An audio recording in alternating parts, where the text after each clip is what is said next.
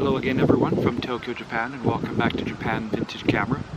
It's a beautiful sunny and warm Sunday morning here in Tokyo, and for the first time since I was in Hawaii last year, I am wearing shorts. I've been looking forward to a day when it's warm enough to wear shorts again, and yeah, that day has finally arrived. It's kind of odd to be out on such a beautiful morning and not see anyone else out. I cannot see a single other person anywhere I look. No one at all. This park isn't usually a busy place. It's normally quite quiet, but there are usually streets and sidewalks and other things around here which are covered with people, but there's no one out at all today. Today's video is not going to be about cameras or photography. It's going to be about this package which I received in the mail yesterday. This package contains 2 face masks, and these were sent to me by the central government. On the back here it says that they are sent to me by the Ministry of Health, Labor and Welfare, and these are part of the government's response to the coronavirus here in Japan. They decided to hand out these masks last month and to give every household in Japan 2 of them. These masks are not really medical grade masks, they're just simple cotton masks which can be washed and reused a number of times. Every household gets 2 masks. It doesn't matter if there's a single person in your household or 10 people in your household, every mailbox gets 1 of these packages. These have caused a lot of derision here in Japan among the people, mainly for how few there are and also the astronomical costs. The government spent $430 million to send 2 masks to each of 49 million households, which equals about $8.40 per household spent for these 2 masks. And of course these masks are worth maybe 10 cents each, so yeah, it's quite silly. And in the news this week there's been a lot of complaints from people who've received these masks. They found that they have that they're moldy or dirty or dusty, or they have hairs or things on them. I don't really know where these masks are made. I do know that they are distributed by 2 companies here in Japan, the Itochu company and the Kowa company. For those of you who are familiar with old Japanese cameras, you'll know that Kowa used to make a large number of cameras back in the day, back in the 1950s and 60s. And today they still make medical and optical equipment, though they don't make cameras anymore. But they were the second large supplier of these masks. These masks have gotten a nickname here in Japan. They're called the Abenomask, and it's kind of a pun on Prime Minister Shinzo Abe's old Abenomask program, which he, I guess he created a few years ago, and kind of still waiting to see the full program put into effect. But anyway, people here in Japan are calling these the Abenomasks, meaning that I don't know, probably because they cost a whole lot of money, but we aren't getting a whole lot in return for the money we spend. Masks are a little bit harder to find recently in Japan than they have been for the previous weeks. They sold out kind of quickly to begin with, and then supplies kind of increased and you could find them in most places, and now they're a little bit hard to find again. If you arrive at most drugstores in the morning and wait for them to open, you should be able to get a package of 10 masks or so for the normal retail price. But usually after 2 or 3 hours they end up selling out.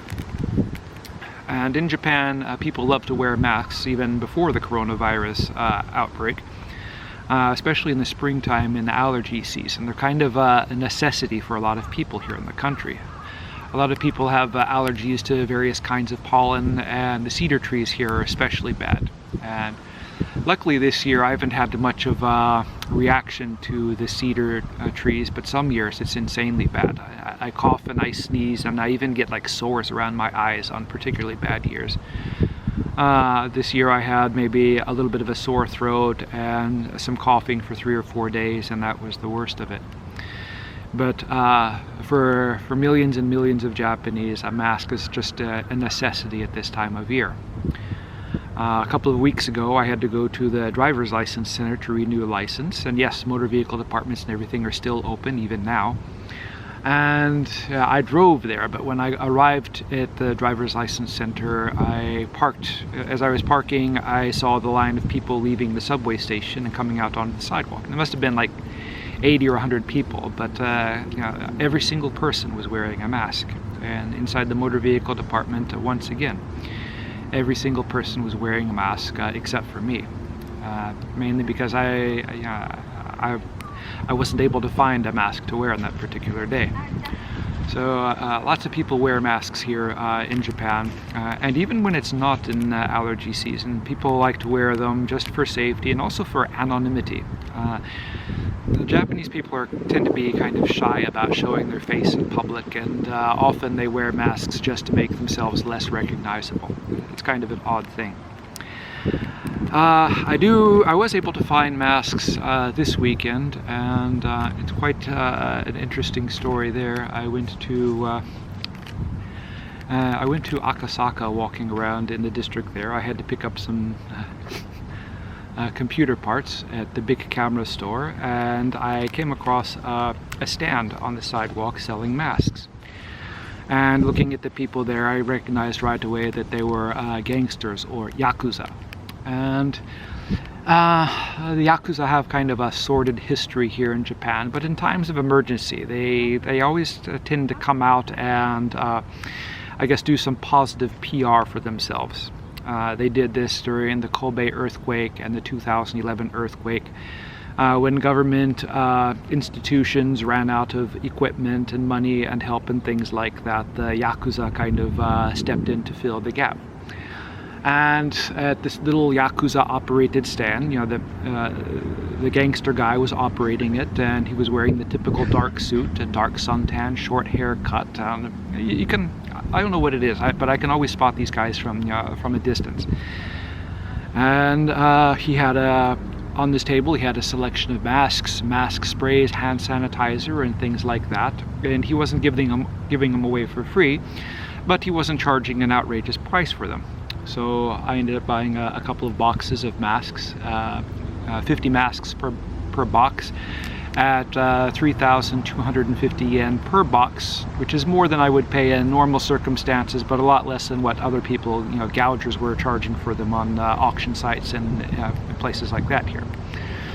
So I bought these and I brought them home, and my wife was quite happy and thrilled, so she sent me back to get a couple of more boxes, and so she's kind of sent a box of masks to each of her family members living in different places, and so now we feel glad that we have these masks. So yeah, quite an interesting situation here. As far as the coronavirus outbreak is going in Japan, still there seems to be no rapid growth in it. Tokyo is seeing around 100 new cases per day, but when you consider that Tokyo has the largest like metropolitan population in the world of nearly 40 million people, that's actually a very tiny amount. Some of the smaller prefectures and cities in other parts of the country are getting more cases, but overall the total growth doesn't seem to be so much. As of yesterday, we had maybe almost 13,000 cases in Japan, and Tokyo had gotten another 103 cases. A couple of weeks ago, we were getting 200 to more than 300 cases per day, so it seems to be dying down here, which is quite good news. Hokkaido had gone a long time without getting any new cases, but recently there's been a little bit of a resurgence there. So they're trying to put out the sparks in Hokkaido to prevent it from spreading again. But otherwise, it's not so bad in Japan, at least not yet. As for these masks here, I'll probably keep them as a souvenir. My cheap masks that I got from the Yakuza are actually much better than these extremely expensive government issue masks. And these will be something that I can tell my kids about when I grow up. Hopefully I live long enough to share these stories with them. And yeah, that's the way it is. social distancing and stuff here seems to be doing okay. Many more people are working from home than normal. Some of my friends who are the very ordinary Japanese salarymen, who you would think would be the last people possible to be allowed to work from home, they're actually being allowed to work from home, though they aren't really able to do anything from home. Japanese companies seem to be a little bit behind when it comes to the work at home kind of system. A friend of mine's working from home, and he can't really do much because he can't access office emails from home. He's not allowed to do that, and he's not allowed to accept business calls from home. And they give him a kind, some make work stuff to do every day, but it's not really anything that is important or makes any difference. He can't speak to customers or clients, and he can't communicate with them by email or anything, so he's kind of scratching his head and wondering why bother, but at least he's happy to be getting paid for doing some kind of work, even though he's not really doing much of any kind of work. In Japan, it sounds good to most people outside Japan to be able to work from home, but in Japan it's not something people, I think, like to do so much. Housing here is kind of small, and when you have everyone together in the house and no one can leave, it can make things kind of awkward and difficult.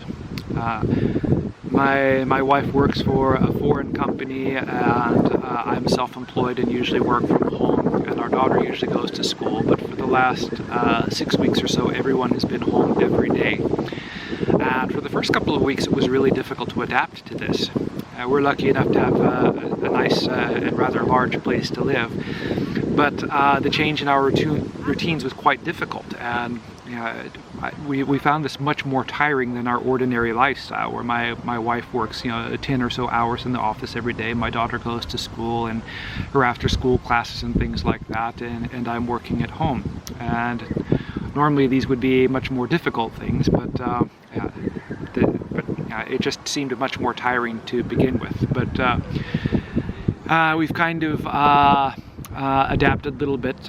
My wife is more comfortable working at home and getting more done. And as for myself, I don't have much more business now during the corona outbreak. A lot of, perhaps 90% of my business has gone to sleep, hopefully to recover soon. I'm spending most of my time with my daughter, helping her with her studies and things like that. Her school has a pretty good distance learning program, so every day we watch videos, get assignments, do homework and stuff like that. So interesting life, but as interesting as it is, I really hope things get back to normal soon and we can get back to the kind of life we were living before all this happened. Anyway, thank you very much for watching, and I'll be making some more camera videos soon. I hope to get one up tonight or tomorrow. If you're interested in seeing more videos, please subscribe. If you have any comments, questions, or anything, feel free to leave them. Thank you very much for watching, and we'll see you again soon.